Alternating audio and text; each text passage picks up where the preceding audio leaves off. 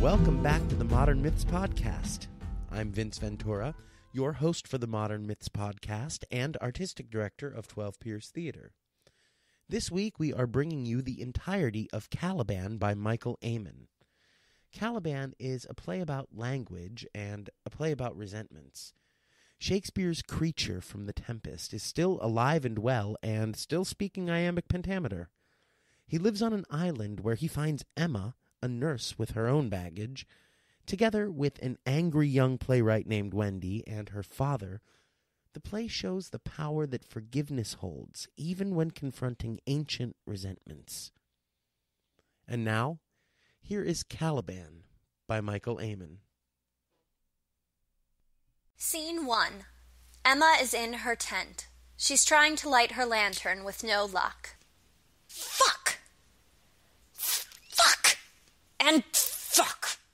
She tries again and burns herself. In the dark, there is a sound outside of the tent. She lights another match, and we can see that she's terrified. This time, she gets the lantern to light. More sound from outside. Go away! Go away! Oh, shit, that fucking Dorito bag. Go away! Take the chips. They were soggy anyhow. You can have them. There's no food in here, you nasty raccoon. Yes, I know that's what you are because raccoons are cute and I don't want to believe that anything nasty is out there. And you're probably not rabid since you're out at night and rabid raccoons come out during the day, right? And I'm making noise in here and you should be scared, but I still hear you snuffling around out there. Oh, man, you stink. Shit, you're a skunk. No, you smell like rotted fish, not skunk. La, la, la! I'm making noise, and you should be leaving now, goddamn smelly raccoon! Go catch a frog in that creek. I'm convinced they were laughing at me when I fell in. I'm not scared of you! I have a lantern. I have a huge Stephen King novel, and I will use it, and I have a good aim, motherfucker. You want me to hit you with my stretched-out wet socks? I'll put an orange in it and whack you. Okay, I lied about no food in here. I have 1 orange. 1! You want that, fucker? Go away! Yeah! Now there is a scratching at the tent. Too high for it to be a raccoon. Fuck! You're either a very tall raccoon or you're something else. You can't eat me. I'm poisonous. You can't be a bear. There are no bears on this island. You hear me? You don't want to mess with me. I'm a monster when I'm wet and tired and angry and scared, and I will kill you! The zipper starts to go up, and she pulls it back down. Shit! No! Who are you? Speak! I do not know what you would have me say. Fuck! You spoke. You're a person. I'm sorry I said you're smelly. What are you doing on my island? This meager, acred, craggy rock is mine, to lord and govern whom I choose to stay. I saw your bark alight upon my isle, and you do trespass on my kindly whim. Why are you talking that way? Are you Canadian? Speak English, or at least English I can understand. I speak as I was cruelly taught, but free of those corrupted sounds that pass thy lips. So do not deign to criticize my speech when naught but oaths and damnings issue from that now unseemly gob of yours. Gob? Are you making fun of the way I speak? Really? Really? Are you there? No, never there, but here. For you are there, as two cannot be here, so two not there. Word games. Great. I've seen these fabricked caves before in which the hairless bear pretends to hibernate. It's called a tent. It's called a lie. For it does tell you false, that by its woven walls the night remains at bay.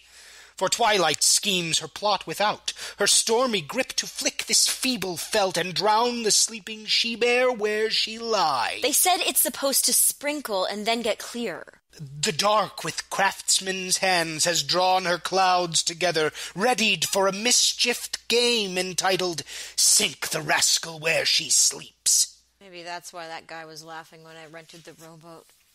Shit. I knew a wizard once, who by his arm upraised could heave the heavens into storm. You're not going away, are you? Yes or no? No. Is there something I have that you want? Yes or no? Yes. Are you planning on hurting me? Yes or no? No. I heard that pause. Are you? Are you going to hurt me? Yes or no? No. What is it you want? I don't have any money. Well, maybe a few dollars. I have 1 orange, 1 book, a change of underwear, and an uncooperative lantern. I was just going to spend the night and head back tomorrow. Is that it? Do you want to ride back to the mainland? That is, if we survive what you say is the coming storm? No. Then what is it? Are you hurt? Are you hurt? Yes or no? I'm a nurse. I could help you. Are you hurt? I hurt. But what I seek is not to heal the wounds that time has crusted into scars along the trails of my unnatured limbs. For hurts so long embedded in the hide do shape into companions that do comfort, and like ancient friends do know me. I don't have the patience. It took me forever to set up this fucking tent, and I burned myself on the lantern. I'm not in a good mood. What do you want? There is another who would have thy aid. Why me? How did you know I was a nurse? I did not know. But fortune, like a child, does find amusement in unlikely toys. There is distant thunder. The roll of dice across the heavens' hills foretells a meeting of the sky and sea. Within the hour will fortune's play commence, wherein a doll, forgotten, float away to sink in nightfall's ocean and dissolve. They said it wasn't going to rain! Actually, they also gave me a map that didn't even have this island on it, so what do they know?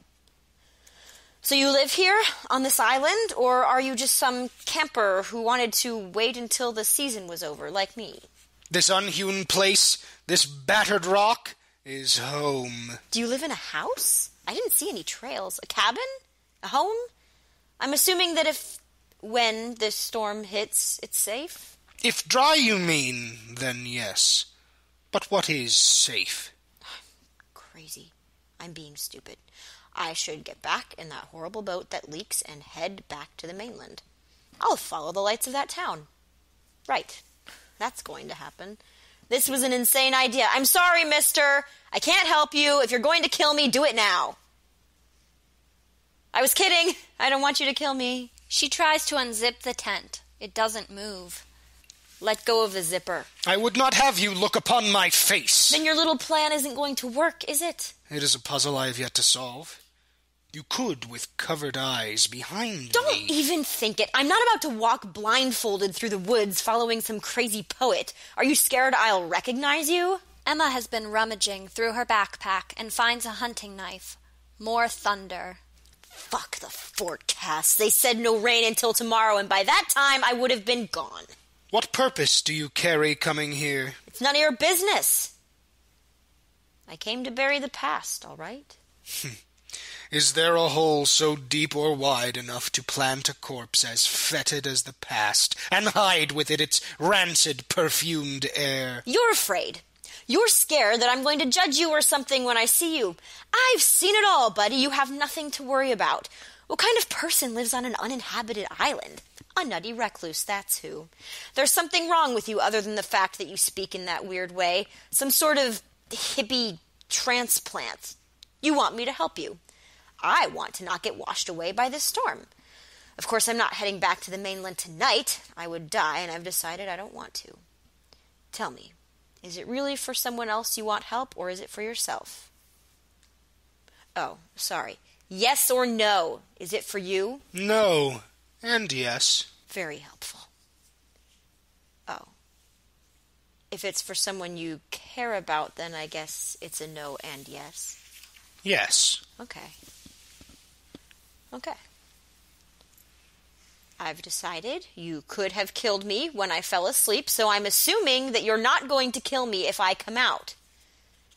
If you try to hurt me, I will hurt you back. Don't think I can't. I'm choosing not to be afraid. I'm unzipping the tent. She does.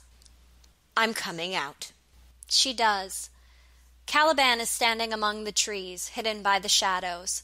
Emma is holding the lantern and the knife. She has the backpack on her back. I'm in no mood for games. Where are you? I'm a nurse. If you're hurt or injured or have something wrong with you that you're embarrassed about, you don't have to be. If you're afraid, I get it. I'm Emma, by the way. Caliban, the monster, steps out from the trees into the light of the lantern. I'm Caliban. What happened to you? The injury called birth did stain on me this calloused shape that years have since refined. This tattered bark, like on a rotting tree, did so determine what would shape my mind. So grew I into nature's grisly mask, and monster learned to be to match this face, perfecting who I am my only task, a single member of unwanted race. All handsome quality was slowly wrecked, as flames of anger I did feed and fan, and years of bent reflection did perfect this Caliban, this beast, this not a man. This visage now but echoes learned hate. But go we now, before it is too late. Scene 2. Wendy is on her porch. There is an expensive digital tape recorder on the table. Wendy paces around as she composes her play. So what didn't you control? What detail did you leave out? Did it ever once occur to you that maybe I didn't want to be a doctor? Did it ever once occur to you that maybe I didn't want to be a mortician? The family business? That maybe I didn't want to be an academic like you? She plays the tape back. So what didn't you control? What detail did you leave out? Did it ever once occur to you that maybe I didn't want to be a doctor? Cliché. Did it ever once occur to you that maybe I didn't want to be a mortician? The family business? What? That maybe I didn't want to be an academic like you? That maybe I didn't want to retreat inside the pages of countless books? Great. She presses record. That maybe I didn't want to retreat inside the pages of countless books, looking for solace in their words? Father, you think I did that for me? You were born with a brain. An infant's head is large, and yours was full of thoughts. They sparkled in your eyes. And as you got older, you didn't want to believe it.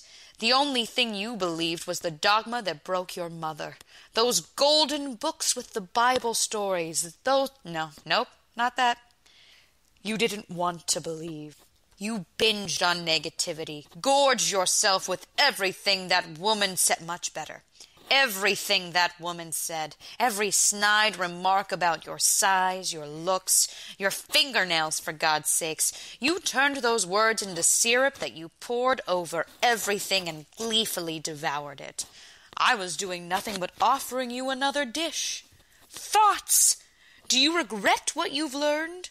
Your education, Gladys? No. Your education, Allison? No. Your education, Asia? Asia! Your name is Asia. Asia, you force-fed me. Intellect? What about emotion? Father, were you lacking in emotion? She clothed you in emotion, dressed you up in it like a doll.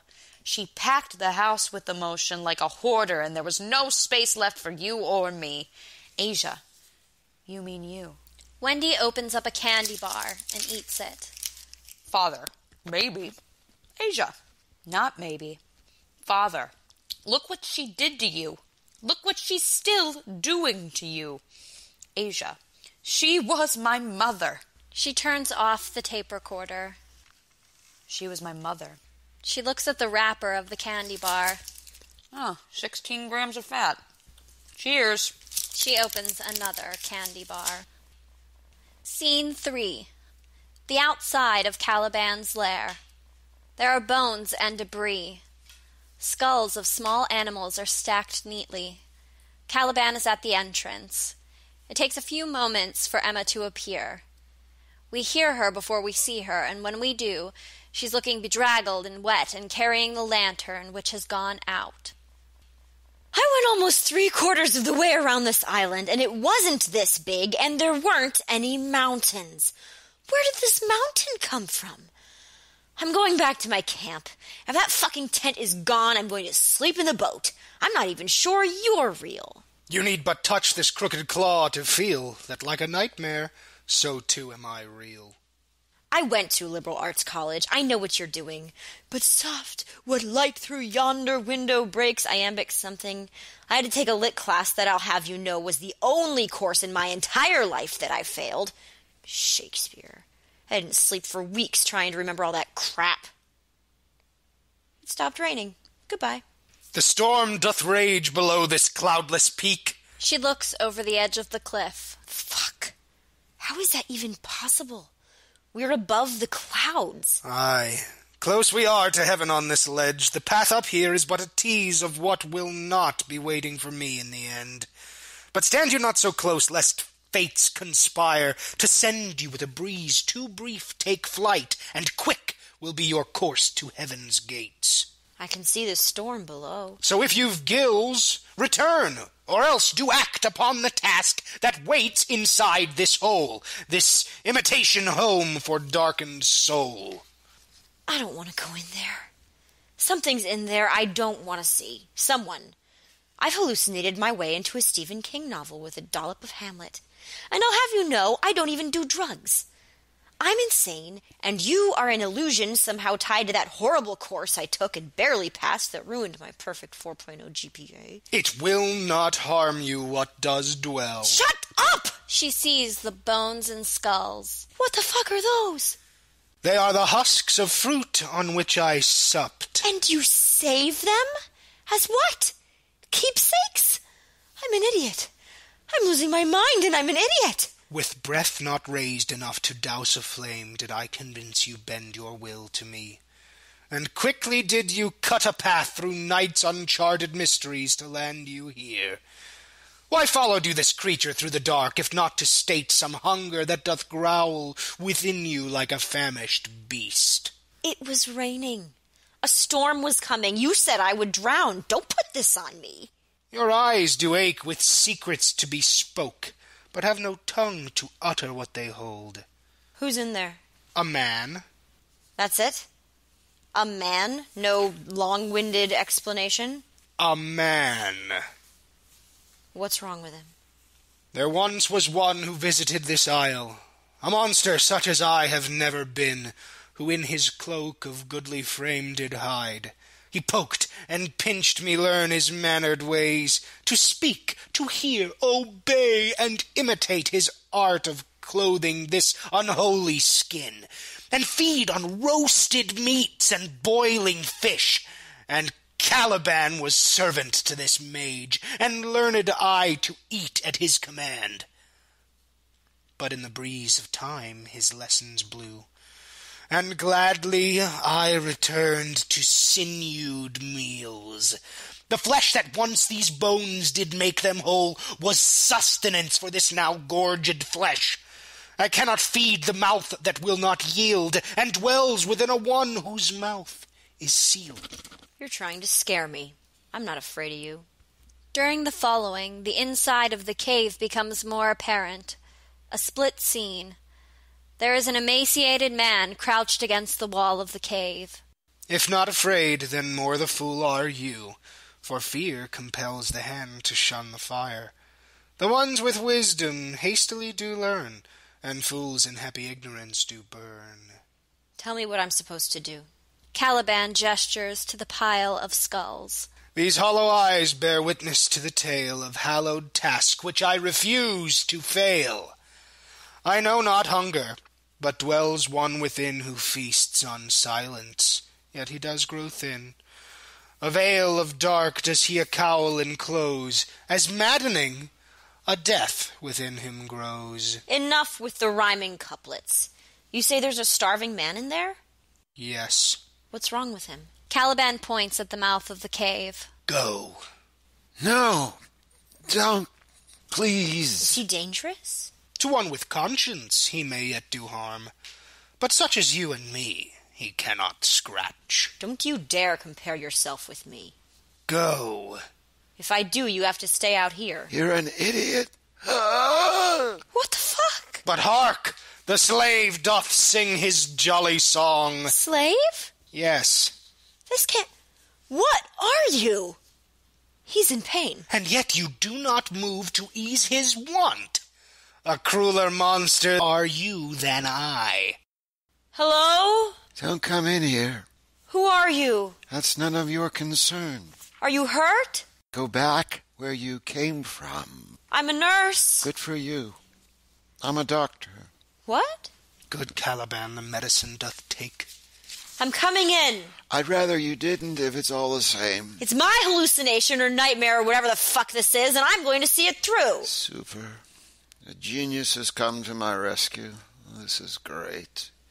You can't help me. It's too late, see? Now I'm rhyming.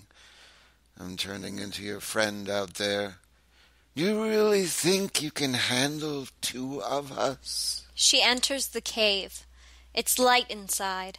There are stacks of wood against the wall. Sorry for the mess. I wasn't expecting company. What's wrong with you? Nothing. I'm dying. Scene 4. Wendy is on a roll. She's in her kitchen eating ice cream sporadically.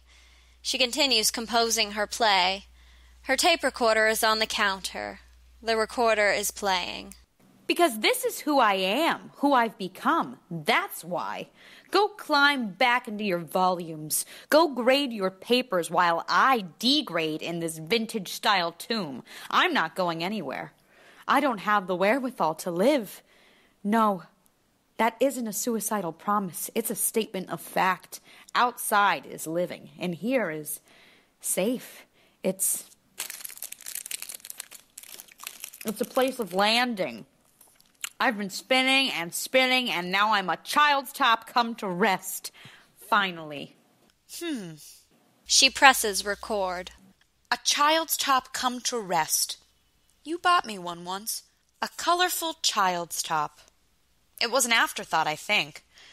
Mom always bought my presents, and you would surprise me with one more long after the others were opened, and this one year you bought me a top. It was meant for little kids, and I was like 10 or 11, and I pretended I liked it, even though it embarrassed me that you bought me a little kid toy. Father, I bought you a top? I don't remember. Asia, you were all apologetic. You wanted to get me that gyroscope, but couldn't find one. Father, oh yes, that's right. Asia, I hated it at first, but then I saw it spin, and I loved it. I would pump it with the little handle thing on the top, and it would twirl. And even though it was top-heavy, it wouldn't tip over until it slowed down. You like metaphors, Professor, so do with that what you will. Father, I remember. You did it in the driveway, for hours. It was like you couldn't make it spin fast enough. Asia, it had a descending swirl down it, but when it was spinning, it was like that weird psychedelic thing at the beginning of one of those old shows, Twilight Zone or something. Father, what was your fascination? Oh, God, the rice. She checks the pot on the stove. Damn! She throws the pot into the sink. Thank God for Stofers. She takes a meal out of the freezer. She presses it against her face for the coolness. She rewinds the recorder. One of those old shows, Twilight Zone or something. Father, what was your fascination? Oh, God, the rice. She presses record. Father, what was going through your mind? Why all those hours wasted? Asia, how am I supposed to remember? She spins a bowl on the counter. Father, Asia, come with me. Let's go for a ride. Asia, no. You always drive me to the top of the mountain and make me take that awful hike to that rock. Father, we can go someplace else, your choice. We need to get out of this house. It's eating you up.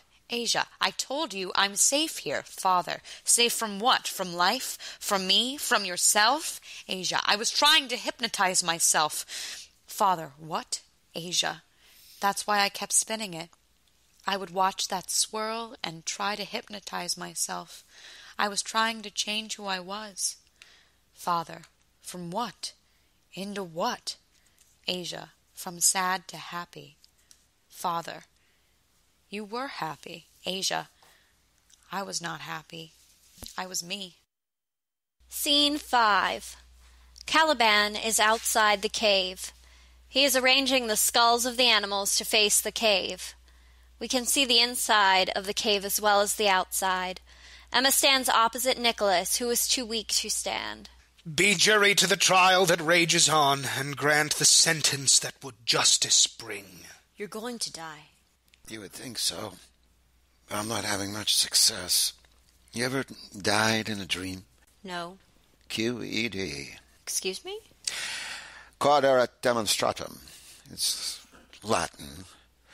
Which had to be demonstrated. In other words, I made my point. I'm not dead. I should be. My guess, it's a dream. This weird Shakespearean dream, apparently. I was thinking the same thing. Nicholas spoke, Ph.D. in literature.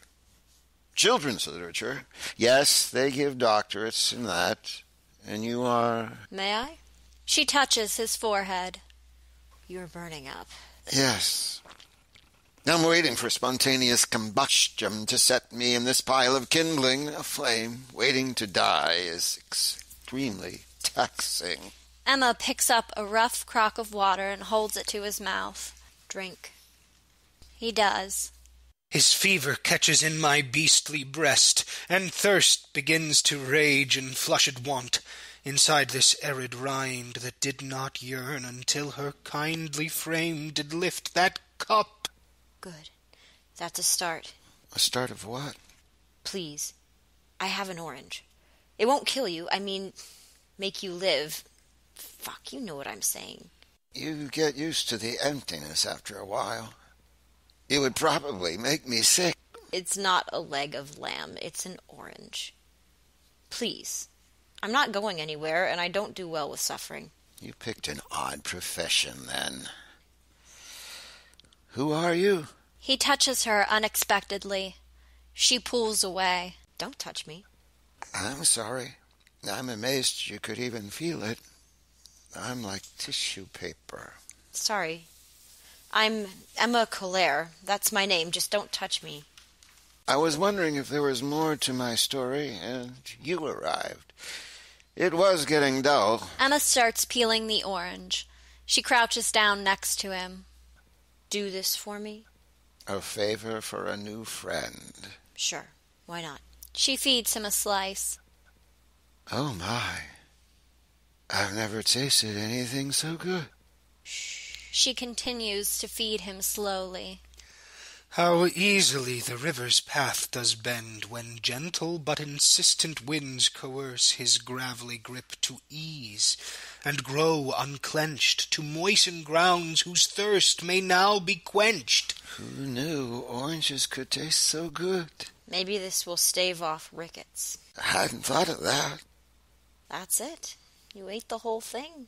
Don't worry, it won't save you. Nothing could. I'm not a believer in religion. When was the last time you ate? It's been a while. Has he been trying to feed you raw squirrels and chipmunks? He tried.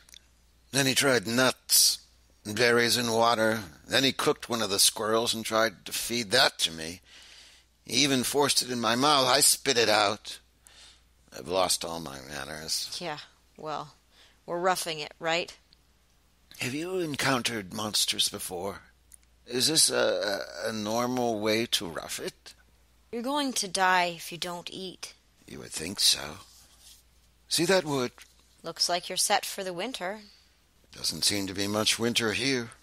I've been here a long time. I gathered it for him. Many moons ago, as they say. He wanted someone to gather wood for him. His slave. That's the charming word he uses. When I stopped doing what he wanted, he got angry. What did he do? Why are you here? You need to go with me back to the mainland. Why did you pull away when I touched you? We have reasons for what we do, don't we? I'm not leaving. And I doubt you are. What? You're here for a purpose. Yeah, that guy out there brought me here to make you better. I mean you. Why are you on the island? Did you crash your car? Is this a nightmare that you're having? Crash my car? Just asking. I rode a boat here. So you came here intentionally? Didn't you? No. You care to explain? Do I care to explain? I suppose. Do you want to hear? That's the question. Tell me. Sit down. I lived in a town in a valley. That's where the university was. Is, presumably, if the real world still exists. It was beautiful. And so was my life. Me, my daughter, and my wife. And then it was not beautiful. My daughter grew up and went away to college, and my wife passed away. Our house was in the valley surrounded by mountains. When you live in a valley surrounded by mountains, dusk comes early and morning comes late. It got to the point the summer after my wife died where the shadows in the late afternoon would scare the bejesus out of me. I have no idea why. I'm a practical person, but it did. I'd watch them creeping quickly down the western slope like a dark arrow pointed at my house. I'd stay inside with the lights on and jazz music playing, but I could feel the shade approaching. I took to hopping in my Volvo each afternoon to drive up the mountains on the east side of town to dodge the coming night. I was nuts. I am nuts, obviously, but I didn't know it at the time. I found that I couldn't cross the Royal George Bridge that led to the eastern side of town without driving down the center. I was scared I would drive off the bridge into the river. I didn't care if a car was coming in the opposite direction. I had no choice. Thank God it didn't cause anyone to go careening off that bridge. I couldn't help myself.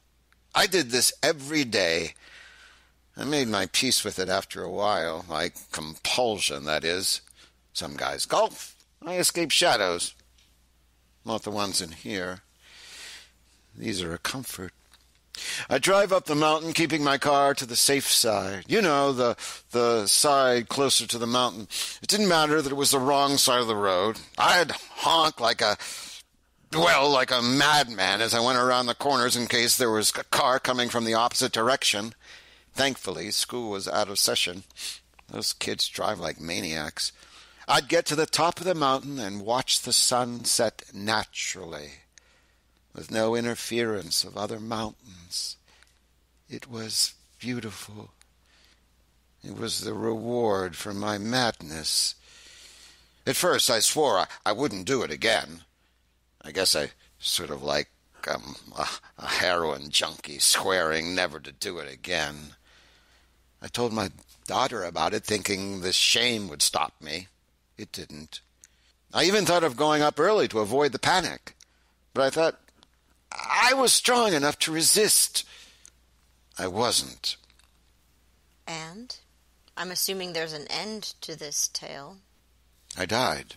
Well, or maybe I didn't. I should be dying now, but it doesn't seem to be taking.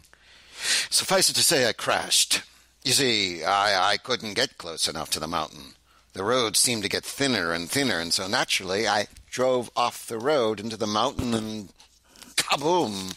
Fuck. I couldn't have put it better myself. Fuck. Yes, you said that.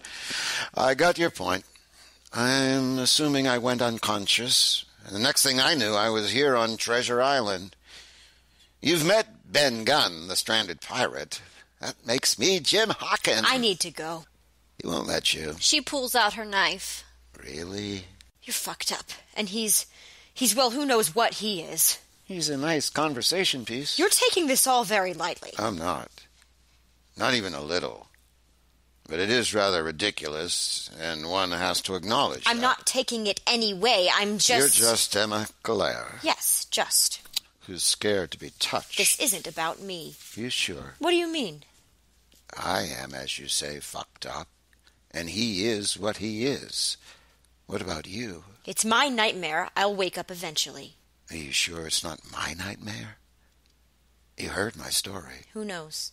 I'd pinch you, but I won't. What? That's his favorite torture. He tortures you? In his feeble way. He's angry. I can't blame him. He wanted to slave, and he got me. So he pinches you? It could be worse. And maybe if you were pinched, it would wake you up. I doubt you could even hold a spoon, let alone pinch me. Caliban! Don't. A tongue unknotted by a wizard's words, and spells like steam which spill into my ear, convince me I am warm while I do freeze, and shivering I wait for more be cast. Oh, Caliban the fool, be not so lost, but turn your course around or bear the cost. Let him stay out there talking to himself. I don't know what he is, but he isn't safe. Caliban! Nicholas curls into a ball of pain. Father! Shit! Caliban enters. Emma threatens him with her knife. A nobler sheath than these two battered scales would serve your steel a more befitting nest. He has to leave. He needs to go to the hospital. No. I know you have it somewhere in you to help him. That's why you brought me here. A whetstone for a dulled blade thought I of you when I did haunt your fibered den. But now I see that stone is but a rose, whose fragrance sharps the tool through scent alone. What magic did you carry in that sack? What spells that even now do mist this room? No, take this cave and all that in here lies, but go not from this place, and stay, my queen, and rule with me this perch of timeless yews. He likes you. You're both nuts. The dark descended, yet the light does dawn. For mad am I, and he, and you, by propinquity. You've caught our mad unrest. No! I will not be your slave! Slave! What the fuck? This guy's here because he's depressed and dying and I don't know what all. Oh, bother! It hurts. Then let me help you. You can't. If you don't want me to help you, then I don't have any choice, right? She holds the knife threateningly and starts to leave. Caliban grabs her. Do not leave. Emma slices his arm. You better take your hands off me right now. The slave may leave, but you must stay with me, and Caliban destroyed once more be slave. A standoff. Caliban, heartbroken, releases her. I'm leaving. I'm sorry.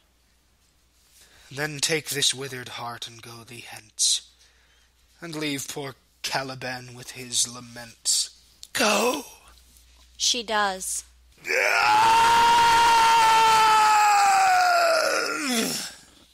Scene 6. The yard is strewn with books. Wendy is sitting on the steps to the porch reading a book and eating peanut butter with a spoon. Emma approaches. Who are you? Hi, is this the home of Professor Spoke? Who are you? I didn't mean to interrupt. You into books? Help yourself. Children's books. They must be A his. student? No, too old. Former student? Lover? Both? Are you here to fight for your grade? Whoa, back off. I haven't done anything. I'm in a bad mood. It's going around. The good doctor is out. How may I help you? I don't know. Terrific. You a fan of the Chronicles of Narnia? The magician's nephew is over there, and I can see the last battle by the road. Possibly a first edition. You think you should be throwing them in the yard? They're probably worth something. Since when is fiction worth anything? I'm a writer, I can say that. Look, do you want to leave a note? I can't say if he'll get it or not. I'm not staying, so I can't deliver any messages. Do you live here? Who are you? Emma Claire. I met Nicholas. He wasn't my teacher or anything else. I don't know where he is. I do. Wendy doesn't know how to answer, so she pretends to read. Hello? So you're here to what? Gather his belongings? She points to a book. Little Women. One of his favorites, if you know what I mean. What? Really? No. I'm not here for that. Can I speak to you? I don't think so. Please? Well, since you said please, fuck off. Are you his daughter? Who are you? I met him while I was on vacation. Vacation. How lovely. He needs help. Yes, he does. But then again, don't we all? I'm sorry. Is there someone I can talk to? I can see you're pissed off and don't want to be bothered while you're reading... What? Winnie the Pooh? Ever read it? I saw the movie. Does Professor Spoke know this? He hates all things Disney. They ruined his beloved stories. Good friends with him, are you? Enough with the sarcasm. Why? Because it's exhausting. Okay, I'll buy that. I'm not a sarcastic person as a rule. In fact, in the last few minutes, it was like I wasn't in charge of my mouth. Yes, it's exhausting. And I'm tired enough. Damn. And I was going to ask you to help me haul out some more boxes of books. Do you really need help? No, I was being sarcastic again. It's an interesting phenomenon. Normally, I'm gentle and kind. God damn it. Yes, Dr. Nicholas Spoke is my father, to answer your question. It sounds like a soap opera. I need underscoring. Cue dramatic organ music. The last time I saw Dr. Nicholas Spoke was last summer. He was dragging a suitcase full of my mother's things upstairs to store in the guest room. She gestures grandly. This is a traditional colonial house, central staircase and all, made for a perfect image. Listen to this. She opens the book to the last page. He nodded and went out, and in a moment I heard Winnie the Pooh, bump, bump, bump, going up the stairs behind him. See the connection? That would make Dad Christopher Robin and Mom's suitcase Pooh. You can't spit around here without hitting a metaphor. This friggin' book. She almost tosses it, but changes her mind. Jesus, I'm like all over the place. Emotionally, that is. I'm actually not all over the place as in location. Who are you? I mean, other than Emma something. Emma Coulaire. It took me forever to find this place. And did you have a plan once you found it? That wasn't sarcasm. That was a real question. None. I thought it would reveal itself to me. Do things usually just reveal themselves to you? Or? You're being sarcastic again. Oh, no, actually, I was really wondering. No, they don't. Any revelation upon seeing me? No. At least not yet. How about now? No? Sorry to disappoint you. Well, take care. I'm busy erasing my father's life, so if you don't mind, I'm gonna... You're angry. You are a shining star of brilliance. Yes, I'm being mean, and I'm finding it very freeing. I don't usually get angry. My characters do. I'm a writer. Yes, you said that. Children's books? Children's books are dangerous. That's my father's territory. So, are you two buddies? No, I wasn't there very long. I like how you use the word there. Very cryptic. The vacation spot, I'm assuming? Yes, he seems like a nice man. A little crazy, sorry. It's a family thing. He's nothing compared with my mother. And I'm aiming to outpace them all. I understand she died. No, she didn't. She committed suicide. That's not dying. That's quitting. Dying can't be helped. Quitting can. And she's probably burning in hell. I don't believe that. So you're not religious? Not particularly. Well, she was. No, religious doesn't really begin to describe her. Did Dad mention that? She was what you might call scrupulous. She saw everything as a sin. And since Dad and I didn't believe in sin, she took on our sins. It was very nice of her. And it was awesome to behold. We didn't go to church, so she went for us. We would eat meat on Fridays. Who even cares about such a thing anymore, you might ask? She did, so she stopped eating meat altogether. If she wasn't home to meet me after school, she took it as a sin. If the house wasn't locked, sin. And when Mom found out that dear old Dad slept with a student, she got worse. Breathing became a sin. Ironically, when she took her life, she committed a mortal sin. Would you care for some tea? They're always drinking tea in these books. A lot of them are Brits. The Brits seem to own the young fiction category. Maybe you'd like to sit. Standing at the edge of the yard like that, the neighbors might talk. She throws another book into the yard. He slept with a student? Like you said, he's a nice guy. Emma starts picking up the books in the yard. In the following, Wendy makes comments on the books Emma picks up. I should probably sell them. Did you bring a truck by any chance? Emma picks up a book. Alice in Wonderland. That's me, and it feels like I've stepped through the looking glass.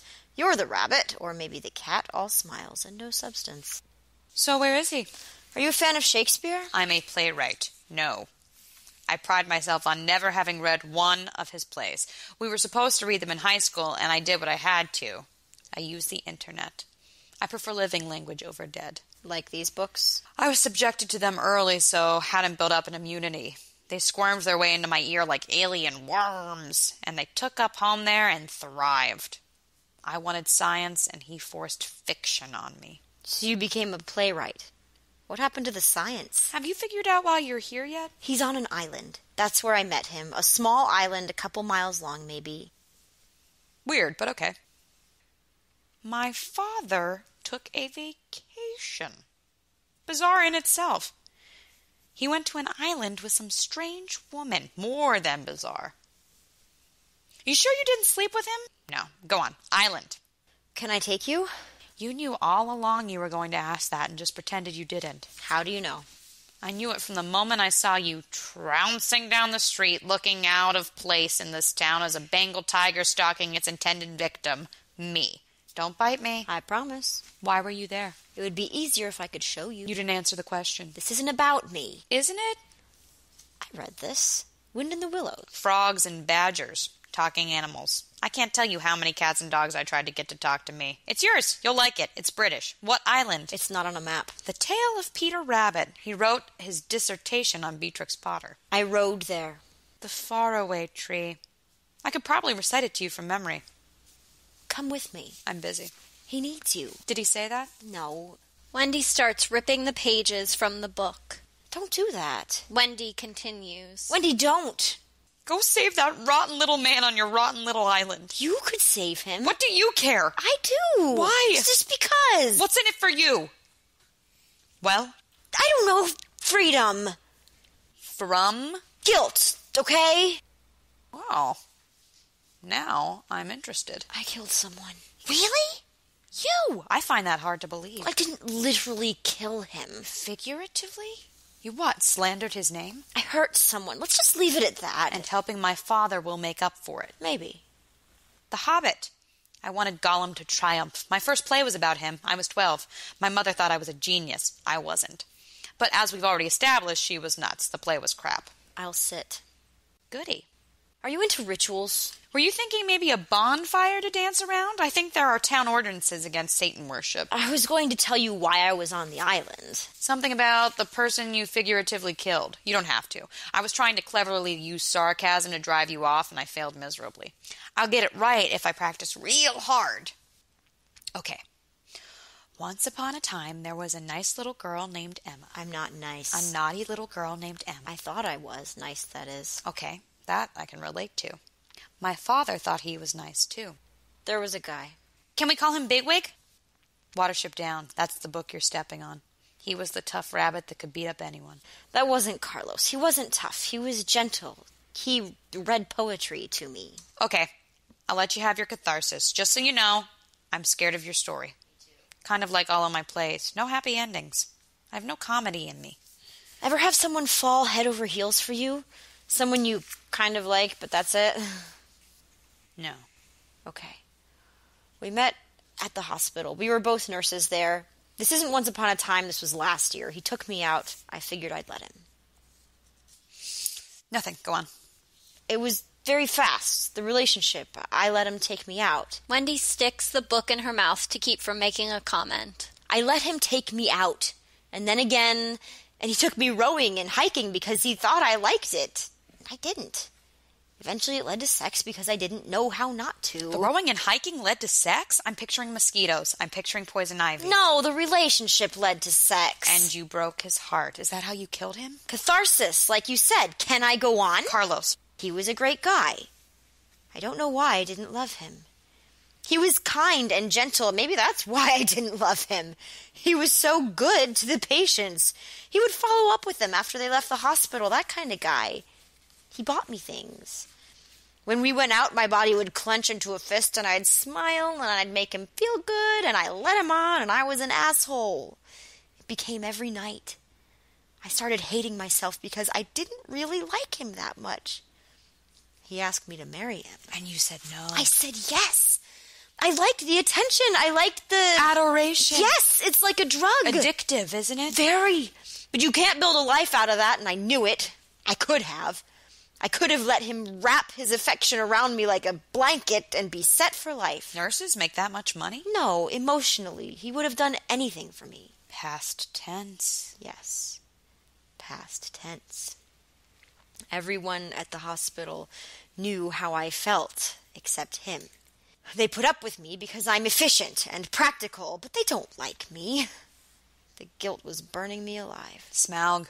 He's the dragon in The Hobbit. Fire-breathing. Yes, like that. He kept asking me to marry him, and I'd put him off, and things would come out of my mouth that were cruel. Like me. Yes, like you.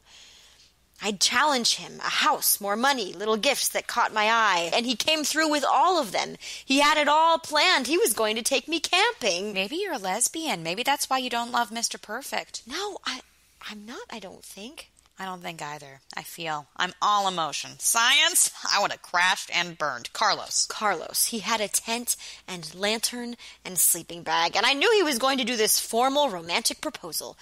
I was sure there was a ring, and then the dragon, Smaug, was it, set me on fire, and I was so mean. I told him I knew what he was going to do, and I told him I was seeing someone else. Were you? No! Ah, you're right. That's mean. I saw him deflate like a balloon. The red balloon. It's around here somewhere. A classic. I punctured him. The air went out of him slowly, and he... Killed himself? No. Just died. Not his body, but him. I broke him. Maybe the nicest man there ever was. The staff hated me for what I did, and so did I. So do I. He stumbled on, and I tried to make amends, and he left. I don't know where he went. They wouldn't tell me at the hospital. I was just going to take his stuff and make a ritual. I was waiting for the ritual. I was going to spend a night camping alone and burn his tent. I thought that would... Didn't work, huh? No, maybe it did. Maybe this is it. Maybe. You know what you are? A monster? Yes. I believe in monsters, by the way. It's funny you say that. So do I. Science has died in me, replaced with fiction. I bought myself a gyroscope when my mother died. I thought it might reawaken my love in science. It didn't. I don't understand. I'll go with you. You will? Wendy hands Emma another book. Where the wild things are. Scene 7. Emma's tent. It has collapsed in the storm. Caliban is rooting around the ruins. He finds an empty Doritos bag. He sniffs it. The scent of memory does still remain. This cast-off waste is charged like lightning caught within the frigid palms 'neath stormy dome that freely drenches all with moistened hate, which cannot but to spew pervading harm, then charges across the skies toward unwet fields, to roar and bright and drown and share her heart, so all may know her sorrow-driven rage. The sack once clutched within my lady's grip becomes a holy relic to enshrine the offal of unsaintly angeled hands.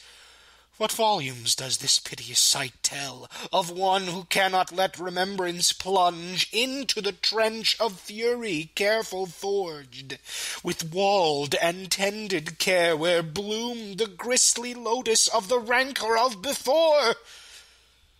And witness here these limbs who must bejudge this lamentable gutter-pup who dwells in homage to a one who sees his frame as monstrous as the oft-reflected view that mirrors his unseemly visage in the narrowest of tears he thought had dried.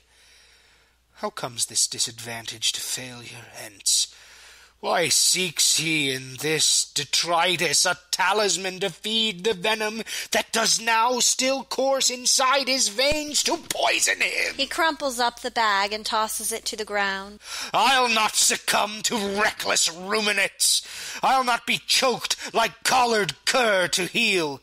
Should she return, the unleashed beast awaits.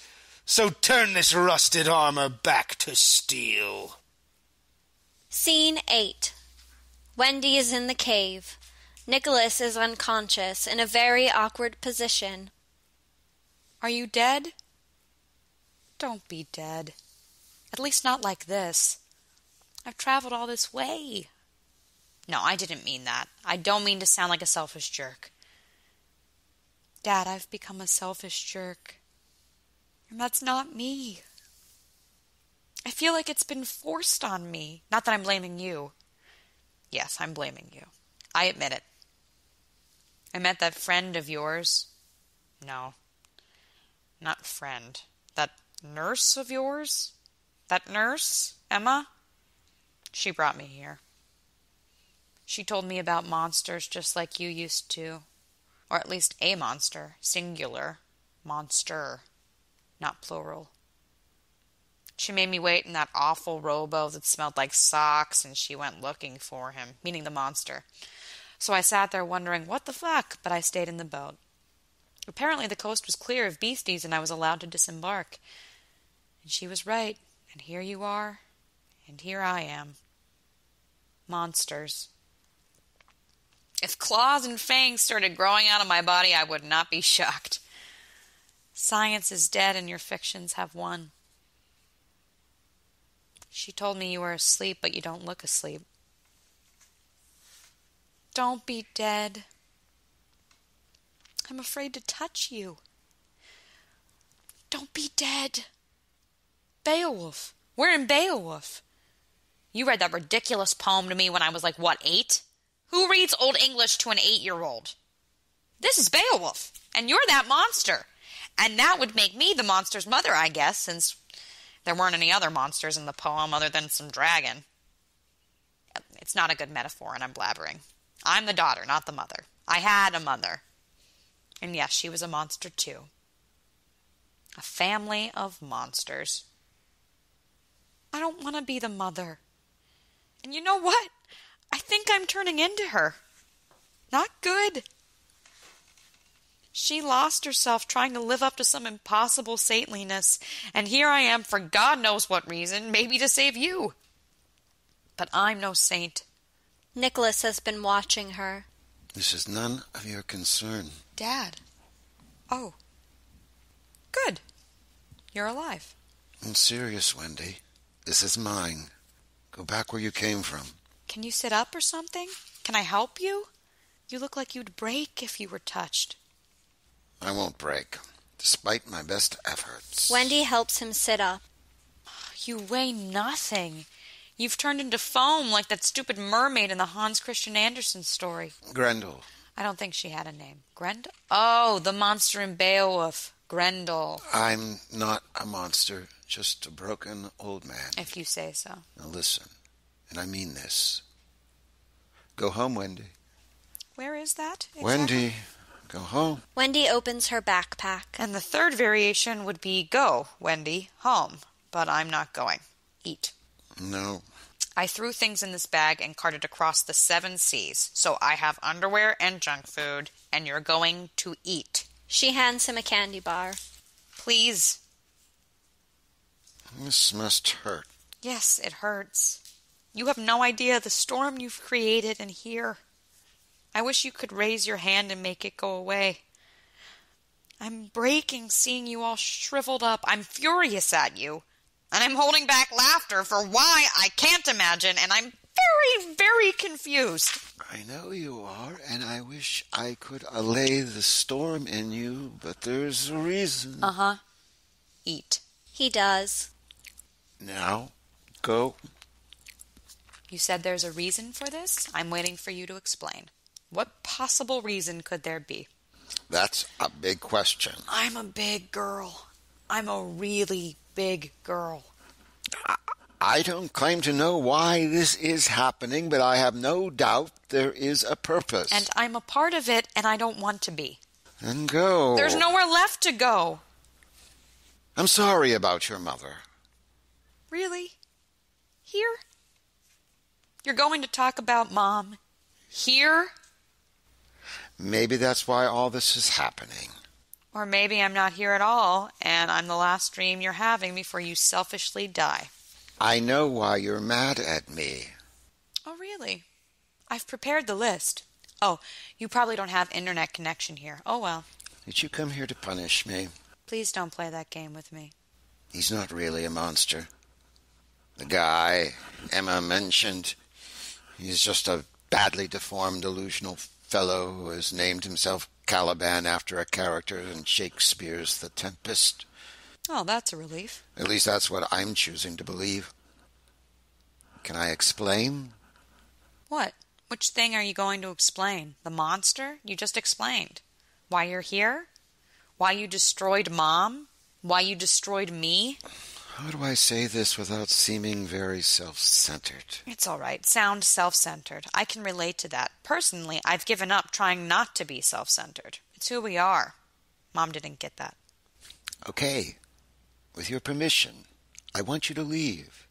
I want you to let me take this, whatever this is, to its conclusion. I thought that conclusion was my death, but it doesn't seem to be happening. I want you to go live your life. I want you to let go of me. No. thought that's what you'd say. I have once, too. I know you do, but they don't involve me. Or shouldn't involve me. But unfortunately, they do. Tell me. I want you to help me. And you can't help me if you selfishly insist on dying. I know. I'm being very... Shut up, Dad. Please. What can I do for you? I want to forgive you. I don't need you to... It's not about what you need. And that's not what I want from you. Okay. Maybe I want to learn how to mourn Mom. What? How can I help you do that? I don't know. I'll take another candy bar if you have one. She hands him one. He eats as she's talking. When did Mom switch from religious to crazy? Where was I when all this was happening? Was it when you slept with that student? No, it started long before that. And that was a mistake. A blip. Really? Did that girl know she was just a blip? Wow. All that fuss for just a blip. I'm embarrassed for her. I'm embarrassed for you. It was nothing. That nothing killed Mom. That's not what killed her. Was it because we left her behind? Left her behind? Science took me away from her, and fiction took you away from her. There was no room in either of us for Mom's religion. And when I adopted your written fictions and not her religious ones, she must have felt outnumbered. I loved her. Really? And that justifies your actions? She cheated on me long before I did anything. That's not an excuse. She never cheated. In her own way. Her affair with God? That's one way to put it. You're comparing what you did with that? Her solution now looks perfectly reasonable. Pills are a lot cleaner and efficient than starvation. I don't have her courage. Find it. Find the courage to live, not die. I need you to find it. Be, I don't know, Peter Rabbit venturing into Mr. McGregor's garden. What am I talking about? You had the courage to come here. Find the courage to come home with me. Peter Rabbit was selfish and self-seeking, and I'm doing a good job of that. I'm writing a play. Never stop writing. Never give up. Do what you say, not what you do. Live by my example. Do the opposite of what I do. I can't. I've become you. I'm sorry. I'm going to leave. I'm going to write. I wish you had written. I wish you made up stories to tell me instead of using other people's stories. I don't have your gifts. Gifts. I didn't find what I came to find. I know. I won't be home if you ever give this up. Good. Start over. Wendy takes a candy bar and starts eating it. I brought you something. Winnie the Pooh. I had to buy a new one. I kind of ruined the old one. She hands him Winnie the Pooh. Don't. Thank you. So what now? Goodbye, Dad? Seems anticlimactic. Wendy. The storyteller, who kept Peter and the lost boys amused. Sit down. But this Wendy would never get off the ground. Won't be enough fairy dust to cover this blob. Stop it. Sit down. Are you going to read to me? Sit. For once, obey me and listen. Wendy sits. Nicholas still stands. There once was a princess who lived in a tiny kingdom. Nicholas arranges wood around Wendy as he tells his story. As he builds the wall around Wendy, he grows from feeble to stronger. So small was this kingdom that it had only 2 subjects, both of whom were monsters. But these subjects were wild and paid no heed to their beautiful ruler. Her kingdom was no bigger than a house, but she felt safe there. This princess was so smart that she filled her kingdom with chemistry sets and microscopes and objects of science. Her only desire was to win the affections of her subjects, but they were monsters, and monsters have their own interests. One monster kept her eyes on the stars and was unable to see the princess's beauty. The other monster built walls of books around himself, thinking that this was his own minuscule kingdom, unaware that it existed within the princess's kingdom. The princess grew frustrated with her subjects because they ignored her. She gave them love and looked to them to return her love, but they could not see beyond their own interests. She turned to science to find a formula to scientifically force her subjects to love her. The walls around Wendy are growing higher as Nicholas continues talking. She combined chemicals in ways no scientist ever imagined, certain that her formula would work, making explosions and rockets that would fill the night skies with her discoveries. And her experiments worked, and a rocket filled the sky with bright colors, and the monsters with their eyes to the stars saw it and longed to join their rainbow of colors. So great was her longing that it lifted her up and out of the kingdom. Other experiments led to a great explosion that knocked down the walls of the monster who had surrounded himself with books. He saw he wasn't alone, after all, and was dazzled by the beauty of the princess. He wanted to honor her, but knew not how, and told her so. She told him that looking on her was all she desired, but he, because he was a monster and didn't know any better, didn't believe her. He loved her for these words, and that love melted his form, changing him into a simple man.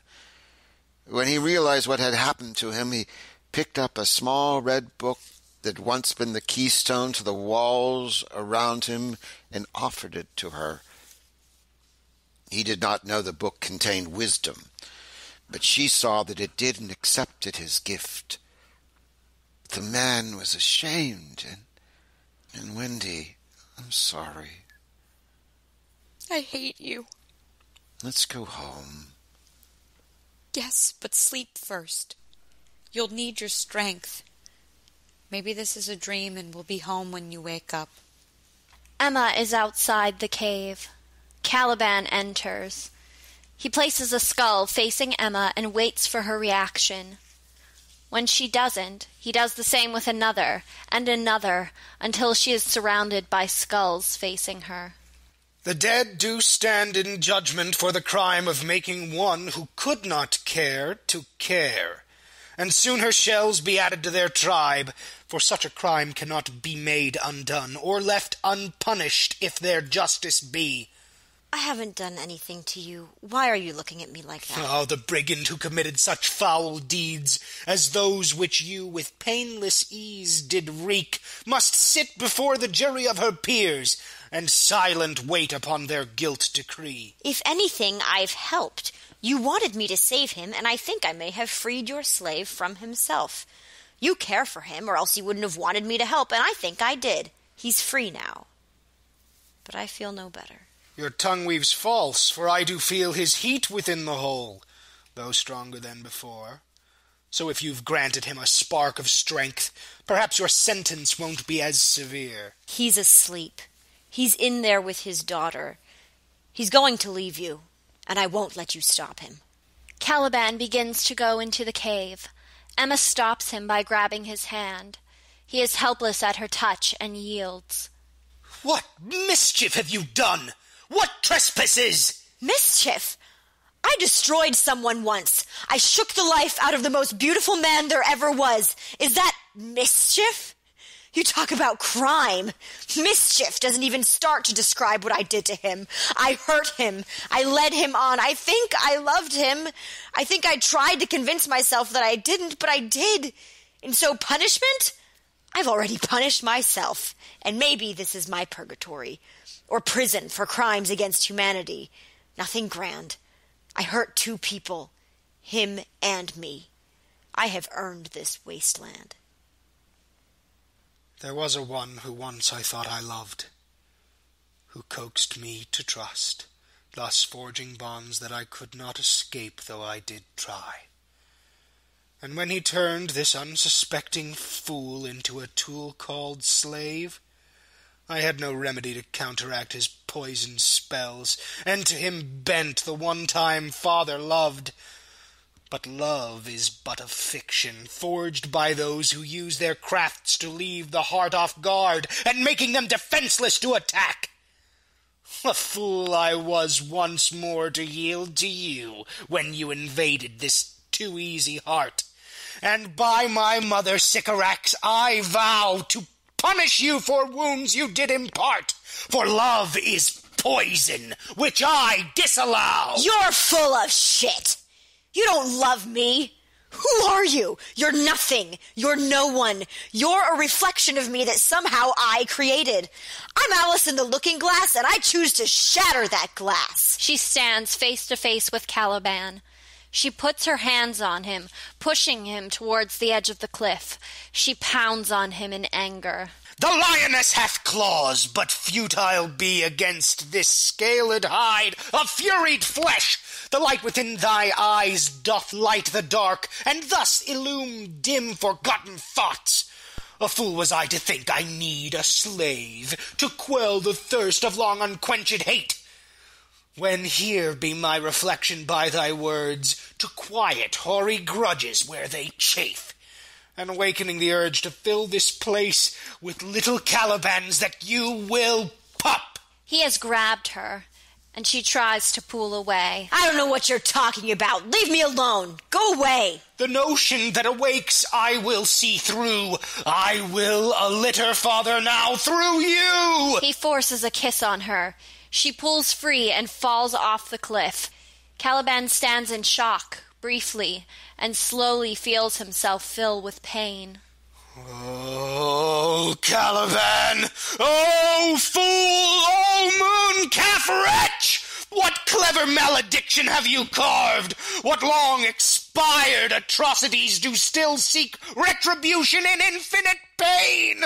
Oh, Caliban! Oh, fool! Oh, humbled child! Nicholas and Wendy emerge from the cave. Caliban? Oh, my God. Caliban? Go now before the sun deserts this day and paints this isle in grays to match my wit. Go! Caliban leaves down the trail. Come on, Dad. I was here forever. Long before I was ever on this island.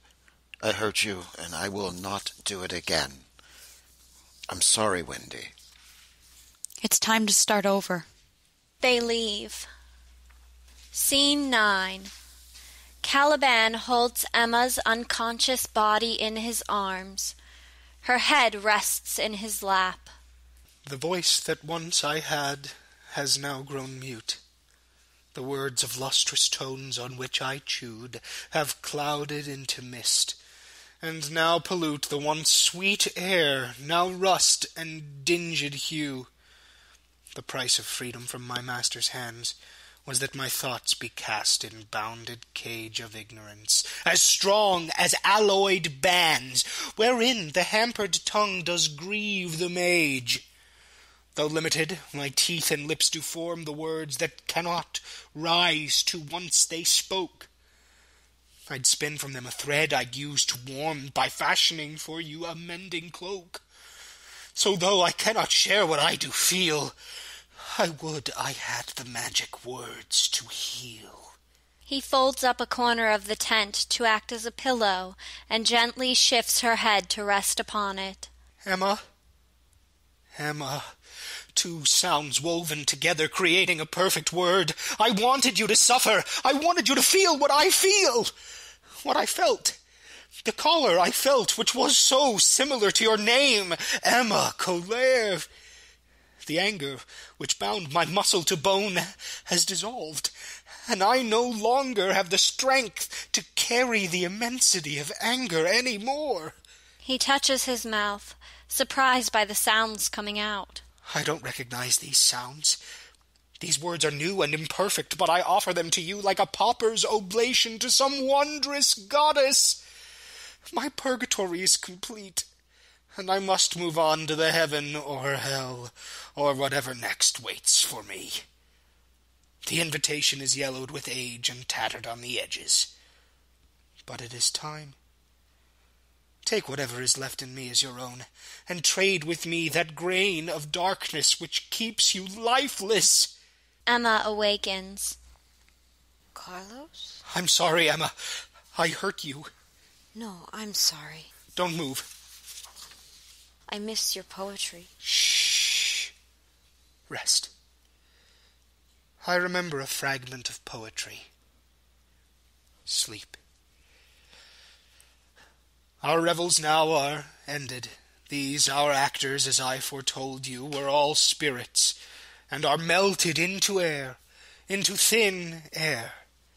And like the baseless fabric of this vision, the cloud-capped towers, the gorgeous palaces, the solemn temples, the great globe itself, yea, all which it inherit, shall dissolve, and like this insubstantial pageant faded, leave not a rack behind.